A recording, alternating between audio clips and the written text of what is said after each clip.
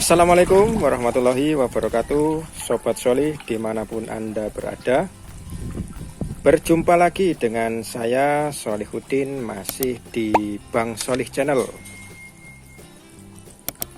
Oke Sobat Sholih, ya, di video kali ini ya Bang Sholih Channel akan membahas tentang karakteristik ikan lele yang penting untuk diketahui, ya, terutama bagi Sobat Sholih yang ingin atau baru memulai berbudidaya ikan lele. Nah, langsung saja Sobat Sholih, ya, kita mulai pembahasannya, ya, tentang karakteristik ikan lele yang penting untuk diketahui. Ya, ini menurut versi Bang Sholih Channel. Oke ya, yang pertama yaitu ya, ikan lele ya tumbuh optimal pada suhu 25 sampai 30 derajat Celcius. Oke, ini hal yang pertama yang harus diketahui oleh Sobat Sholih yang ingin memulai berbudidaya ikan lele.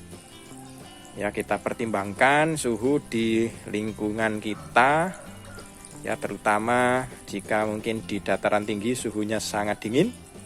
Jadi perlu dipertimbangkan apakah cocok atau tidak untuk memulai berbudidaya ikan lele. Kemudian jika mungkin di lingkungan Sobat Sholih panas terik matahari cukup panas, ya, harus bisa mensiasati.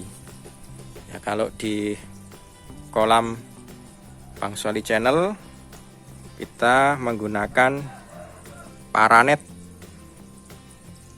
seperti ini untuk menjaga agar temperatur di kolam lele Bang Sholih Channel ini suhunya tetap optimal untuk pertumbuhan ikan lele.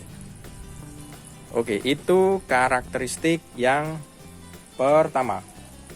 Oke, kemudian yang kedua yaitu mungkin ini sudah umum diketahui, ya, adalah hewan nokturnal. Ya, jadi lele merupakan hewan nokturnal atau aktif bergerak di malam hari. Ya, ini perlu diketahui, ya, agar ya dalam pemberian porsi pakan kita bisa menentukan, ya, terbanyak kita berikan di malam hari. Jadi kalau Sobat Sholih menggunakan 3 kali pemberian pakan, ya, untuk porsinya yang di malam hari diperbanyak. Saya ambil contoh misalkan 25% di pagi hari, 25% di sore hari, dan 50% sisanya di malam hari, seperti itu. Kemudian jika Sobat Sholih memakai pakan alternatif, ya, karena hewan nokturnal atau aktif di malam hari, Bang Sholih Channel menyarankan untuk diberikan di malam hari, ya, seperti kolam di sini.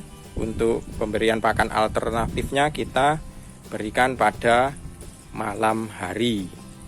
Seperti itu, ya, karakteristik yang kedua. Kemudian Sobat Sholih, ya, karakteristik yang ketiga, ya, sebelumnya saya akan pindah ke kolam lain. Nah, di sini kebetulan ada contohnya nanti. Ya, karakteristik yang ketiga adalah ya ikan lele, ya, itu akan mudah menggantung. Ya, akan mudah menggantung jika merasa di lingkungannya atau di kolam tersebut atau di kondisi air tersebut tidak normal. Ya, di sini kebetulan di kolam yang ini banyak ikan yang menggantung, ya. Sobat Sholih bisa lihat di ujung sana itu terlihat ikan-ikannya banyak menggantung. Nah, ikannya ini kita baru saja melakukan tebar bibit. Kemarin kebetulan dapat bibit yang kurang bagus, ya, karena kita coba ganti tempat pembibitan atau ganti petani ya, kita coba di petani lain. Nah, ternyata hasilnya bibitnya banyak yang terserang penyakit sehingga menggantung seperti itu. Nah, untuk lele menggantung sendiri ya, itu ada bisa terjadi karena beberapa kemungkinan ya. Yang pertama tadi ya, karena ikannya sakit seperti yang di depan kita ini. Kemudian yang kedua karena terlalu banyak amonia di dasar kolam sehingga mereka harus menggantung ke atas. Kemudian yang ketiga adalah karena ikan kekenyangan. Itu bisa berakibat lele menggantung. Oke, coba saya ambilkan ini ya, kita ambilkan contoh ikan yang menggantung. Sudah saya siapkan alat untuk mengambilnya. Semoga tidak lari. Bismillah.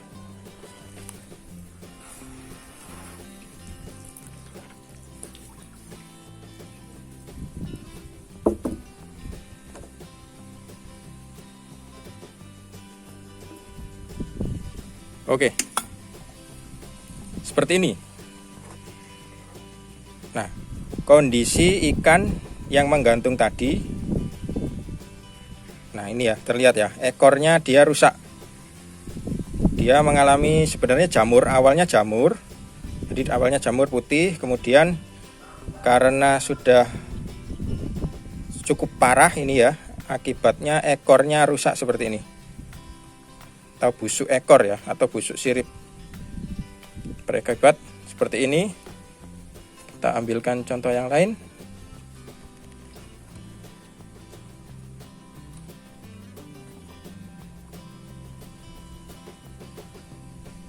Nah, ini terlihat ya, putih ya. Ini adalah merupakan parasit ya, Saprolegnia. Jadi dia sejenis protozoa sebenarnya, namun lebih terkenal dengan jamur ya. Jadi lele kita yang di sini banyak terserang jamur. Nah, jika sudah seperti ini, harus segera kita lakukan perlakuan ya. Jadi nanti akan kita lakukan perlakuan ya. Kemungkinan hidupnya jika seperti ini ya, kemungkinan besar ya 50% mungkin. Jadi nanti bisa dengan langsung di kolam sini akan kita beri perlakuan, atau kita ambil yang menggantung, kita pisahkan agar airnya tidak tercemar juga yang di sini. Oke, itu untuk karakteristik yang ketiga. Ya, kita lanjutkan, coba lihat kolam yang lain. Oke ya, kemudian karakteristik yang keempat ya, ikan lele merupakan ikan yang kanibal ya. Ini juga sudah umum diketahui bahwasanya ikan lele itu merupakan ikan yang kanibal. Ya, jadi untuk kanibalisme ya, di dalam dunia perlelean itu ada dua macam sebenarnya. Jadi ada dua macam kanibal. Yang pertama itu ikan lele ya langsung memakan ikan yang lebih kecil atau langsung ditelan seperti itu ya. Itu kanibal yang jenis pertama ya, bisa kita atasi dengan lakukan proses pensortiran tentunya. Kalau di kolam sini kita lakukan pensortiran setiap 3 minggu 1 kali, rutin ya kita lakukan agar mengurangi kanibalisme jenis yang pertama. Kemudian bisa juga kanibalisme jenis yang kedua, yaitu ikan yang terluka atau ikan yang lemah itu diserbu atau dimakan oleh ikan-ikan yang sehat. Nah, itu kanibalisme yang jenis kedua. Nah, untuk mengatasinya tentu saja dengan manajemen air agar ikannya selalu sehat. Seperti itu, Sobat Soli ya. Oke. Ini untuk airnya kemarin warnanya tidak bisa hijau, Sobat Soli. Ya, karena kita coba tanpa melakukan probiotik. Untuk yang kolam ini kita tidak tambahkan probiotik. Alhasil memang susah sekali berubah menjadi warna hijau. Artinya memang terbukti bahwasanya probiotik itu bermanfaat untuk ikan lele. Oke ya, kita coba kasih pakan.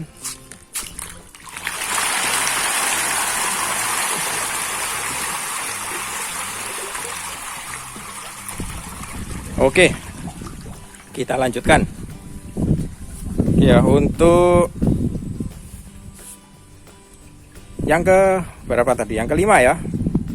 Oke, yang kelima karakteristiknya yaitu jika ikan lele stres ya, ikan lele biasanya dia akan memuntahkan makanannya.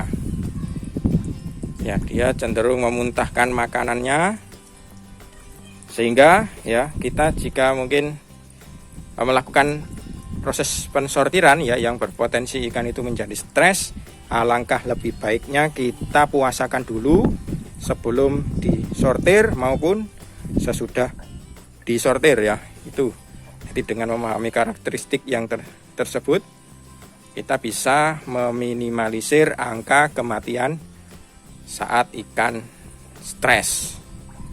Itu sobat soli, itu karakteristik yang kelima. Coba kasih pakan dulu.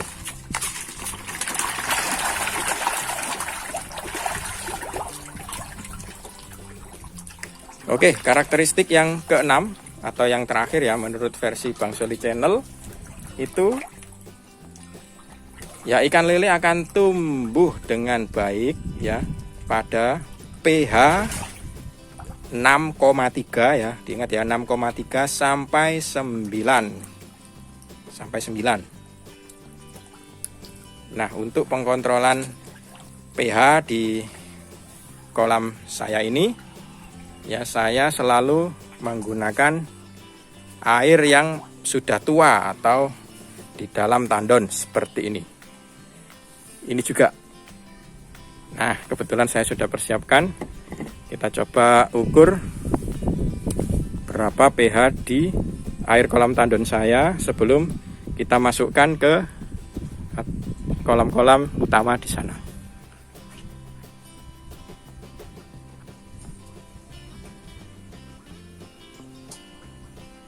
Oke ya. Nah, itu ya. Kira-kira 7 ya pH di kolam tandon sini. Itu ya.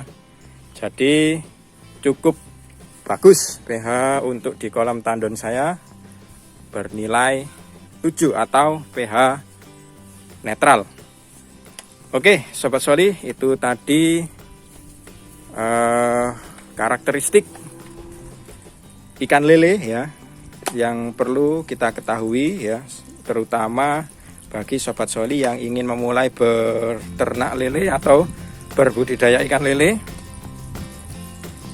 ya. Harapannya video kali ini bisa bermanfaat ya. Kita akhiri ya, saya akhiri. Wassalamualaikum warahmatullahi wabarakatuh. Salam sukses pemuda peternak ikan Indonesia. Mantap.